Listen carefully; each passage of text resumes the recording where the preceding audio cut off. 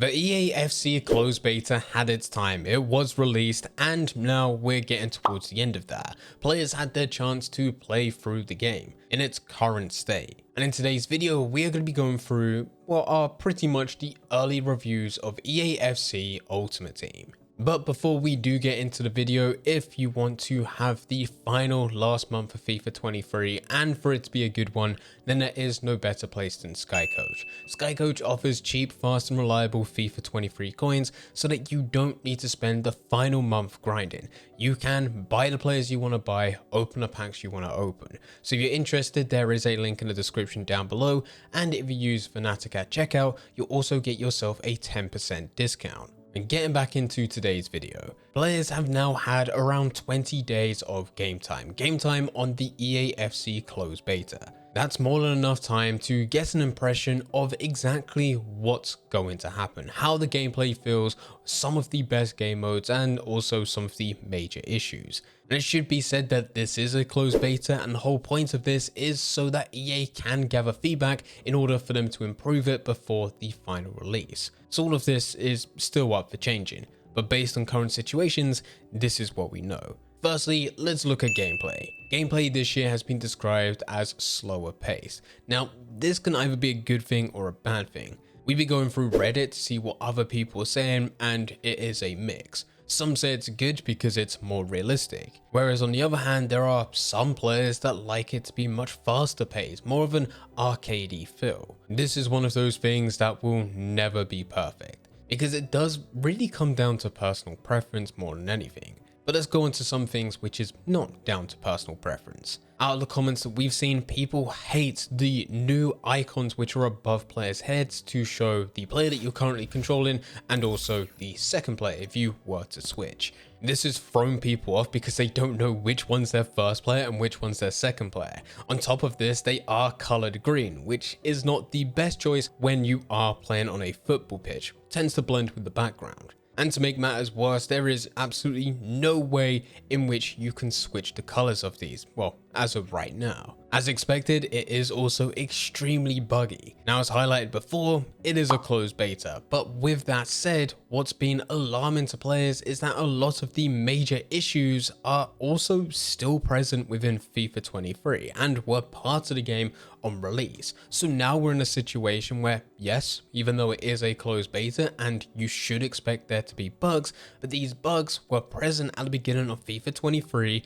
went all the way up until now, this current point where they're still within the game, and it looks like they're also going to be there at the beginning of EAFC. There's still gameplay issues in terms of how things are set up. For example, draw quits. Draw quits are still a thing, meaning that you will go into competitive games and players will immediately quit, which isn't too much of a problem. They will still get the loss and that game doesn't count for you. It's just annoying that you've wasted 20-30 seconds in order to find a match and get through everything only for them to quit. But this also means that it's going to be even bigger of an issue once they do decide to play a full game, get to the 90th minute, it being 1-1, and then them also quitting, because that game doesn't count for you, but you've wasted 15-20 minutes. There's issues with buttons not registering when actually being pressed, and there's also a big problem that has been highlighted with high pressure, in that there isn't high pressure. Of course there's an option, but it's still the case where if there was ever a point within Ultimate Team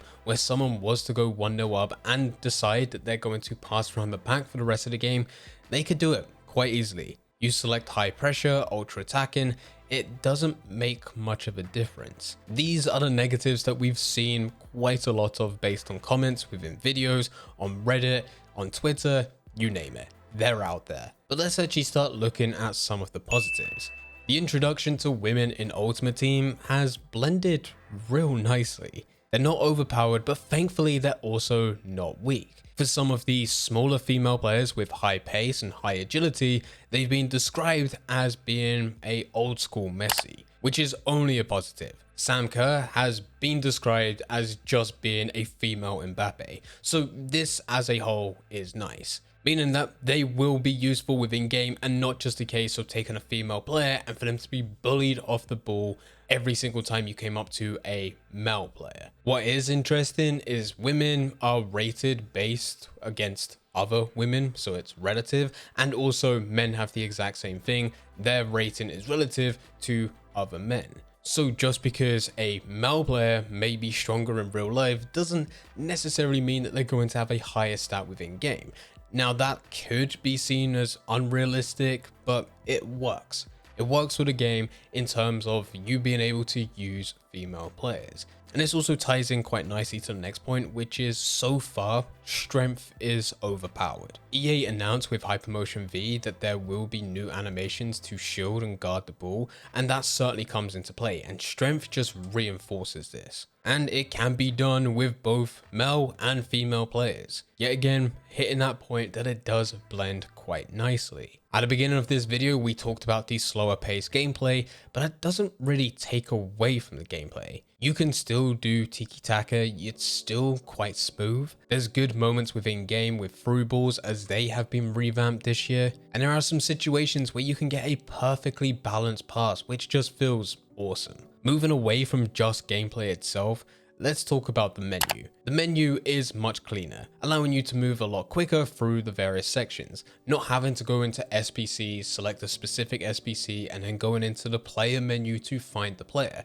Now, of course, that's still part of it, but the second that you back out, you can just go and press LT, and there'll be a drop-down menu in the top left, and you just select exactly where you want to go. If you're looking to buy a player off the transfer market, you can immediately select that. If you're looking to back out completely, you can go and find a game mode and enter into a game if you wish. So much quicker and so much smoother. Similar to this, there is also an objectives claim all button. This has been requested for the longest time, and for whatever reason, EA never implemented it. Now it's part of the game. Although I should say right now, this does help quite a bit. You're able to claim all objectives, but there have been a few reports of it breaking and not doing what it's supposed to do. And the way to fix this is to back out of Ultimate Team, enter back in, and then claim all. Hopefully this one will be fixed. The new pack animation has been praised massively, probably the best received pack animation that we've seen in recent years. Normally when a pack animation is revealed, some people feel a bit weird about it. You end up playing a full year of Ultimate Team, getting used to a certain style, only for it to change and it not doing any justice. But this year, as it is still similar to what we've had in FIFA 23, but now being able to get double walkouts and there's a bit more of an animation to it, it makes things a lot better. The new game mode of Evolutions has been well received. There are a few complaints in that the challenges themselves are extremely easy. We're talking about getting a certain amount of goals, a certain amount of assists, and it only being a couple. Even once you start to rank this player up, it's nothing too crazy. But yet again, players are hoping that this is just so that EA can test during the closed beta and that you have more than enough time in order to go through them. The hope is that by the time we get to the full release, these are dragged out a bit more, so that it isn't just about getting 5 goals on semi-professional difficulty within squad battles or division rivals, because most will just go into a single squad battles game, select semi-pro difficulty, and then just score 5 goals. Pretty easy, and there isn't much of a challenge. As long as there's more variety in challenges, and also it's not as easy as that, this could be an absolutely amazing game mode. Some don't like the idea that you're only able to put one player through evolutions at a single moment. Of course, you can stop the evolution process for one player to select someone else, but you can't have them going simultaneously. But I think this does make a lot of sense. Foot draft does appear to also be fixed, in that ever since FIFA 17, which I think was when foot draft was first added, if you were to go through, select a formation, select a player, if they were in a position that wasn't actually part of the formation, there was nothing that you could do about it. You would just need to deal with it. And back in FIFA 17, it would mean that you would get a max of 6 chemistry, which was still something. But because of the chemistry change within FIFA 23, it meant that you would get zero chemistry, and it would be like that player didn't exist because they wouldn't give chemistry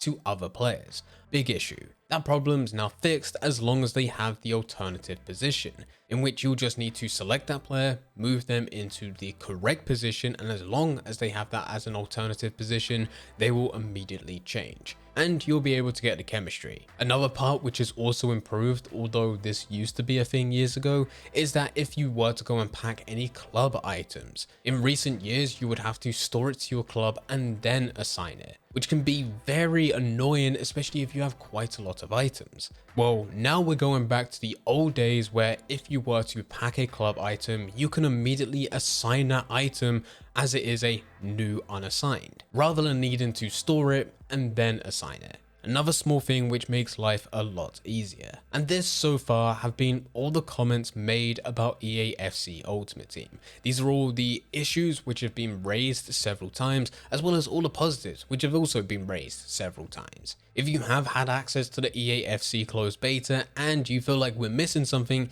then let us know in the comment section down below. But anyway, I hope you guys did enjoy. If you did enjoy, don't forget to leave a like and subscribe. But for now, I'm going to see ya.